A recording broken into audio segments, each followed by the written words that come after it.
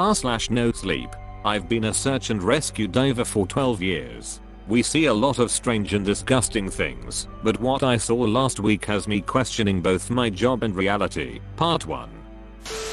I've been involved with water search and rescue for 12 years now. I've seen a lot of upsetting and even unexplainable things in my time, but those pale in comparison to what I saw recently. Water search and rescue is often a depressing job. When someone gets lost in a forest, they can still be found alive days later. But when we get a call, it's almost always body recovery. People don't last long in the water. I can't tell you exactly where, but I live in a northern territory known for its water sports. Fishing, kayaking, diving, whatever it is, our waters probably have a solid reputation for it. Despite that, this area isn't some kind of resort. The waters here are cold and oftentimes vicious. Search and rescue operations here can be grueling, and not many stick with it. There are a few older guys who have been doing it longer than me, but I'm one of the most experienced around. Like I said before, this job is more body recovery than anything, especially here. We save more live moose from the water than live humans. And when we get a call about a missing child, well, we'd be better off just giving our condolences. That's just how the waters are here. Our small town has one of the highest drowning rates in the country. But we look anyway, and usually we find a body. I've considered quitting many times in my career. Most people quit after their first recovery. In training, we try to emphasize just how much water can distort a corpse, but nothing can prepare you for the harsh reality. It's not uncommon for us to find bodies bloated beyond recognition. Sometimes they barely even seem human. A lot of divers don't last long after seeing something like that, but I continued to do it after all these years. I figured if I didn't, then no one would. However, the things I saw last week have made me reconsider that decision. I got the call around 11 AM. A father had taken his 10-year-old son fly fishing. At one point, the father managed to stab a hook all the way through his finger. He went back up to his truck to get a first aid kit. The boy was gone when he returned a few minutes later. When I first heard the story, I hung my head in silence for a moment. It had been raining heavily for almost a month now, and the waters were running faster than ever. To make things worse, it was unusually cold for the season. A number of people had gone missing in recent weeks. Many of them had yet to be found. I had little hope of finding the boy alive. Me and a couple of other divers were at the site, where the boy went missing within an hour, and a larger search and rescue team located a few towns over was headed our way.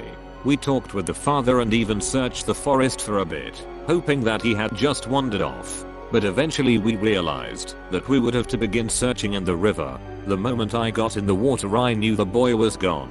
The current was worse than it had ever been, and even I had difficulty navigating the icy river. We looked for hours in the surrounding areas and even expanded our search once the larger team had arrived. The boy was nowhere to be found. I was surprised. I hadn't expected to find him alive, but I had at least anticipated finding a body. However, there was no trace of him. The sun got low and the air grew colder. We were considering calling it off as nightfall approached and resuming the search the next day when I discovered something. There's a lot of creek beds around the river. Many of them have dried up as a result of encroaching vegetation or man-made efforts to divert the water. We usually don't pay any attention to them. However, with all of the recent rain, I noticed that one of the larger creek beds had begun flowing again. A surprising amount of water crashed through it, easily enough to carry a young boy. The creek ran directly across a bend in the river, connecting it at 2 points. I followed it and realized that the boy could be located outside of our initial search area. As I approached where the creek connected with the main river, I felt a sinking feeling in my gut. There's a place in the river where not even search and rescue divers are supposed to go. It's known as bad water. This area lies on one half of the river and runs for about 100 yards. It's near a densely vegetated area, so we don't often have to worry about people swimming there. But a lot of disappearances occur in the surrounding waters. Despite that, I've been warned not to dive there since I began doing search and rescue. Supposedly the undercurrent is so strong that even the most experienced swimmer would be swept away in an instant. Don't go near bad water.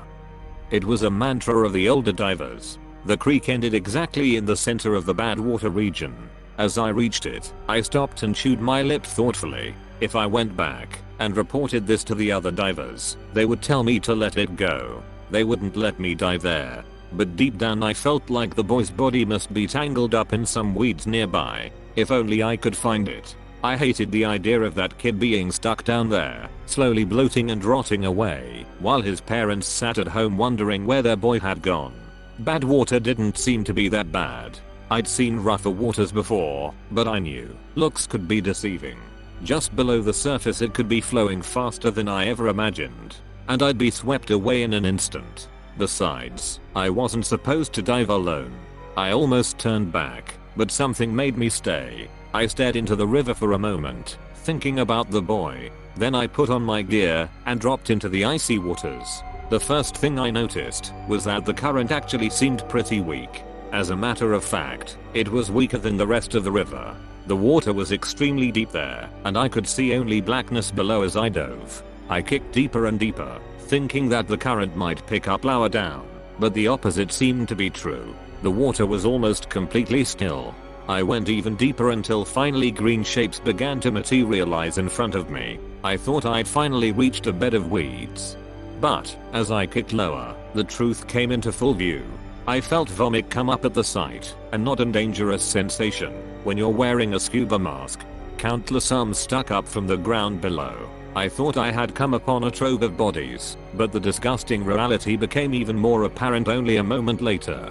The arms grew directly into the ground.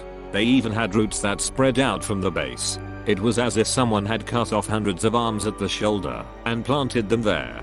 They were green, and I watched as they clutched at the water around them. They varied in size and seemingly age. Grotesque baby hands sprouted near the bottom, and they opened and closed their fists hungrily. It was then that I saw the boy. His eyes stared sightlessly ahead as those grotesque arms pulled his dead body downward. It seemed they had just gotten a hold of him. The arms yanked at him, burying him in the surrounding sediment. They pushed and writhed and squirmed until he was securely buried up to the chest. I stared in mesmerized horror. That was when the other bodies came into focus. There must have been at least 4 more, all in varying stages of decay. Some were bloated beyond recognition, only bulky white masses that protruded loosely from the riverbed. I once again felt vomit rising in my throat and swallowed it back down. The fucking hands were feeding off the bodies, using them as fertilizer. The moment I clambered out of the water I tore my mask off and retched. I couldn't stop thinking about those disgusting bodies, those grasping hands. They were like some sort of carnivorous plant, yet they were so humanoid. I vomited again at the thought. I frantically ran back to our base camp and pulled one of the other divers aside. Moose was the most experienced person on our team. He'd been diving for over 20 years ever since moving here. I told him about what I saw. When I finished, he stared at me in cold silence. I told you never to go near bad water.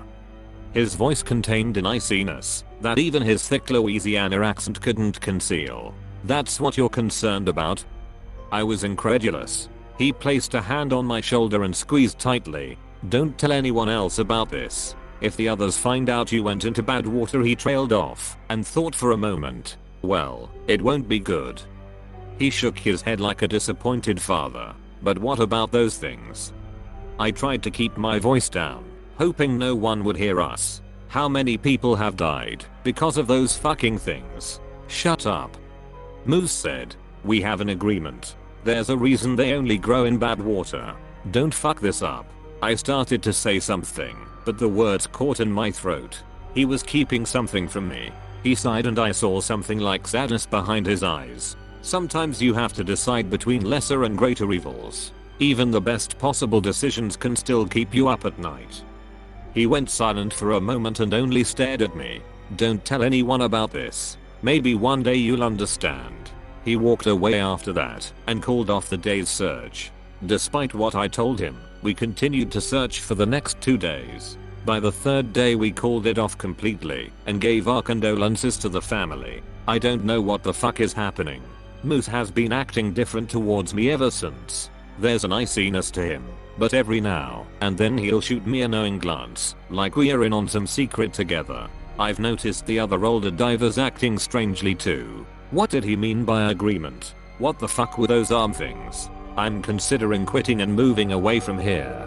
I can't live with the knowledge that those things are down there, slowly feeding off the body of a young boy among countless others. I've been a search and rescue diver for 12 years.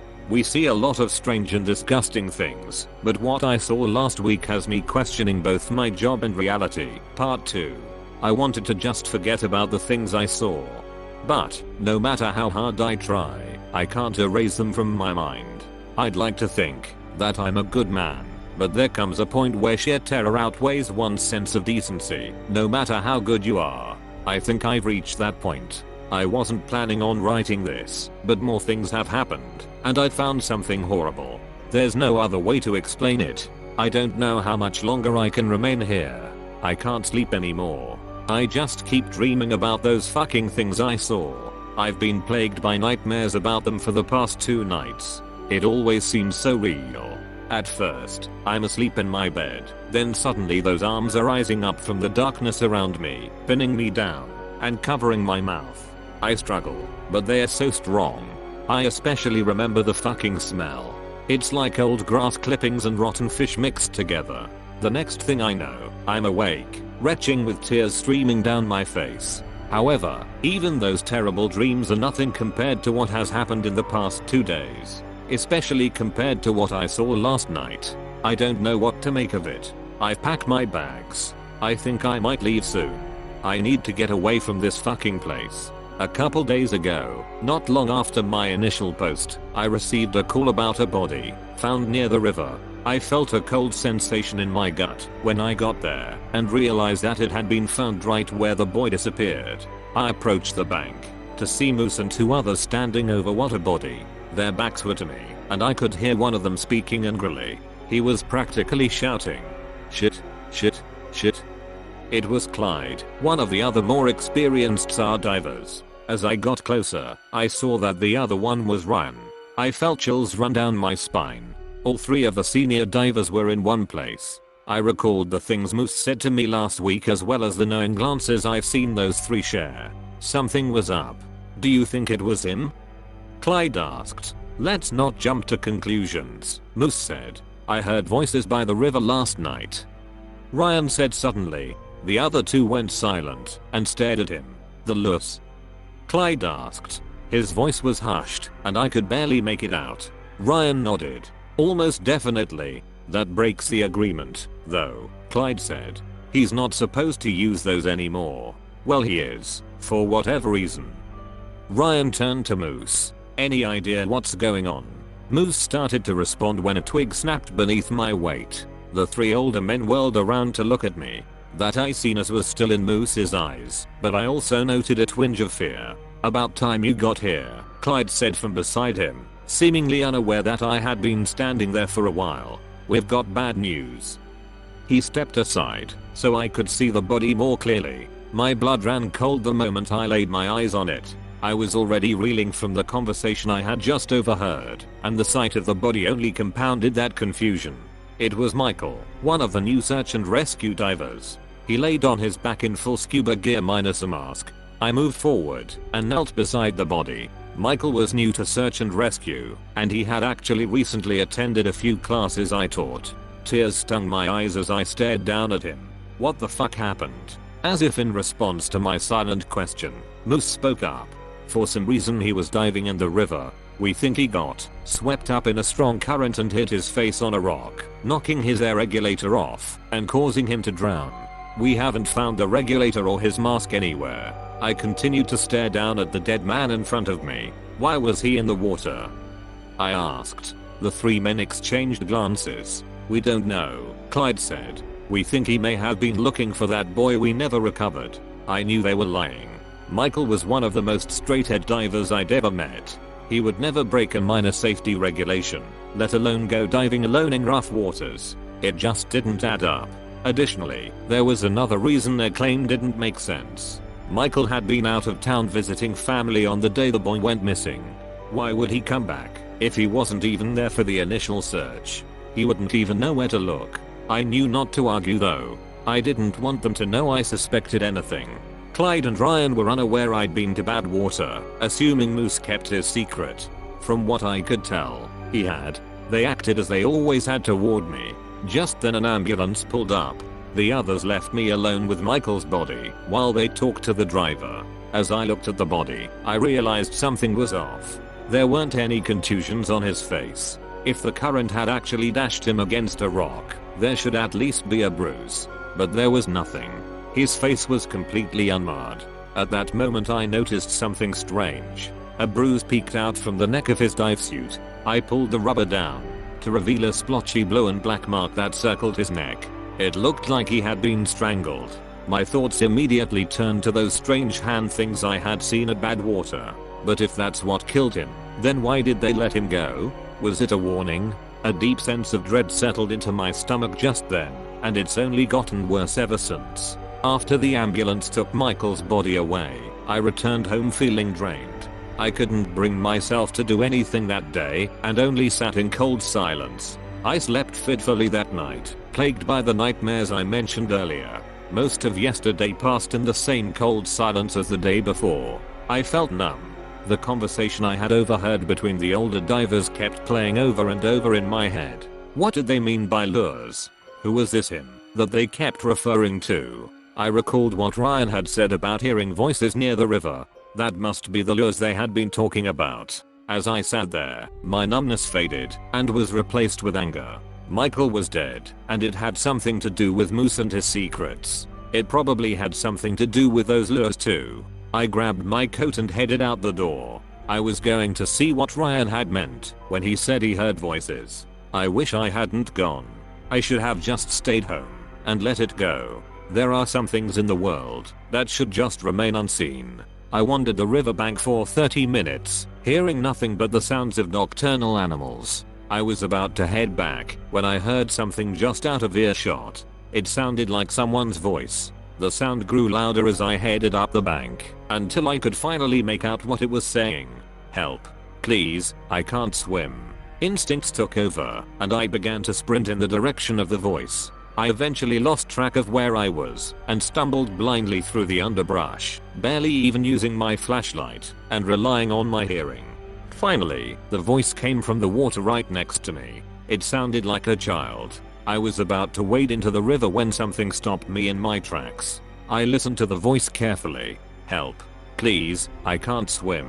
It was the exact same words, over and over again, as if it was being played on loop. The tone was exactly the same every time. It didn't sound right. They were yelling, but it didn't sound like someone who was actually scared. There was no urgency to their voice. My heart pounding in my chest, I shined my flashlight along the river. That was when I saw it. A face pressed out of the mud of the riverbank. Like the hands I'd seen, it was seaweed green and roots grew from its edges and into the surrounding earth. It was like someone had constructed a human head out of algae or moss. The mouth opened and closed, repeating the same call for help over and over again, while the rest of the face remained flat and emotionless. My whole body shook as I stared at the thing. Just beyond it, in the water, I saw two of those hands reaching up from the shallows, grasping for anything and everything. A cold realization came upon me. Michael must have heard that thing's calls for help, and immediately sweeted up, only to dive in, and find himself dragged under by those groping hands. This is what Ryan had meant by lures. I felt sick to my stomach as I watched the eerie face continue to yell. The cries grew quieter and more spaced out, until the face became completely silent. Then, without warning, it retreated into the earth, burying itself in a thin layer of mud. I shuddered to think about that thing just beneath the surface. Then I realized that there could be more. Who knew how many of them were lurking just below me? I sprinted back to my car, disgust driving me more than fear. When I got home, I sat up all night thinking about what I saw. I managed to sleep for a couple of hours just before sunrise, but was woken by the nightmares once again. I don't know what to do anymore. There are twisted things happening here, and, even if I did have the power to stop them, I don't think I want to face this darkness alone. It feels like some great puzzle, and I'm missing the one or two pieces I need to bring everything together. I've packed the bare necessities into bags which now sit by my front door.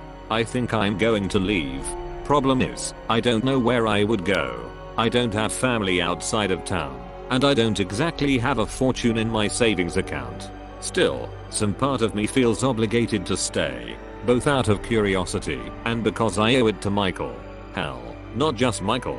I owe it to the countless people who have likely fallen victim to those things in the river. Isn't that why I took this job in the first place? I have much to think about. If this is my last post, know that I moved away and never looked back. If I do investigate further, I'll try to keep you guys updated, so long as those fucking hands don't get me first.